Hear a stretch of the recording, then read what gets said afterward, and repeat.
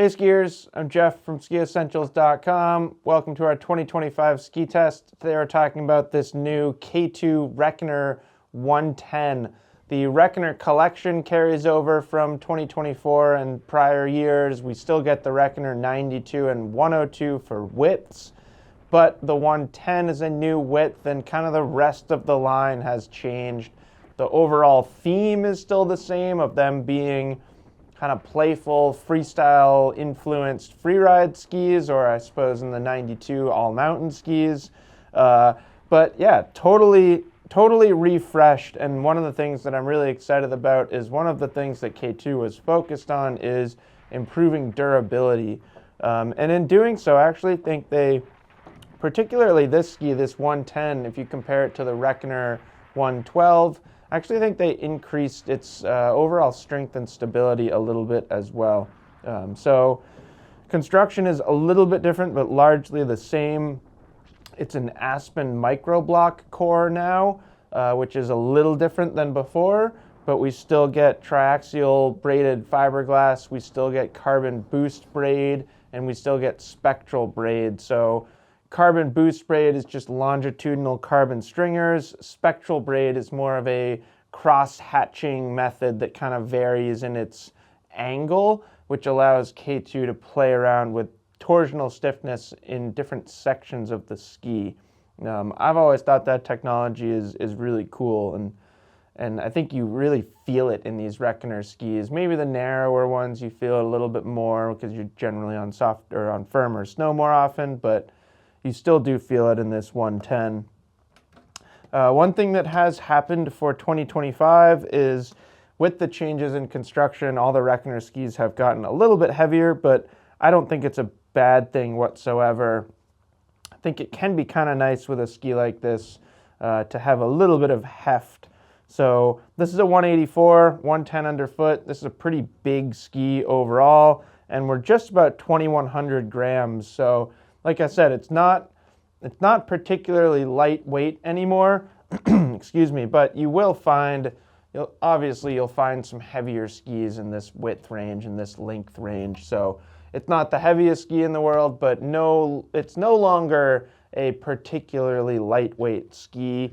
And then these Reckoner skis have always had a pretty soft flex pattern, and I would say for 2025, this 110, to me feels a little stiffer. It's still on the soft side of the spectrum. That is for sure the truth. Pretty round flex pattern, pretty consistent throughout, although it does feel stiffer, and to me a little bit stiffer in particular right here in the forebody, which I think is cool. I think that's like something that this ski sort of needed, and I don't think they sacrificed anything for what was good about it previously. Taking a look at the shape, 110 underfoot, so pretty big, wide ski to start. And then as you get wider in K2's twin tips, you get more rocker, which isn't surprising by any means. So this ski has considerable tip and tail rocker. And tip rocker to me looks just a touch longer in the 110 compared to tail rocker. The 102 looks very, very symmetrical, and this ski is still very close to symmetrical, but it might have a tiny bit longer tip rocker than tail rocker. Really cool shape for soft snow. One thing that I think that they did a good job with is, for some reason, it feels kind of spoonier up here to me, which I feel like has given it a little bit more both to push against and just a little bit more float right from the front of the ski. So I had a great time on this ski this past season. Very, very playful, works really, really well for how I like to ski. You'll definitely get some testers on it that find a limit for stability. If you skied it back to back with something like a Mindbender 108 Ti, just very different animals. But for a playful skier, somebody with a freestyle background, you can ski it pretty fast and aggressively, and then everything else that you can do on it is just off the charts. So like maneuverability, kind of slashing turns, making big kind of like skidded, slashy, new school maneuvers in deep snow. That's all really possible on this ski, and they kind of make it as easy as they can.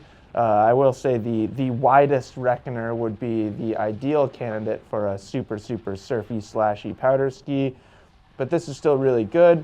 If you're the type of skier that wants to do tricks off natural hits, maybe you really like building backcountry jumps, stuff like that, it'll work really well for that skier too. I've spent a decent amount of time in Alta the past 2-3 seasons, and I could see this being a really fun tool for Alta terrain, especially kind of all that skier's left terrain where it's just like a playful paradise. This ski would absolutely excel there.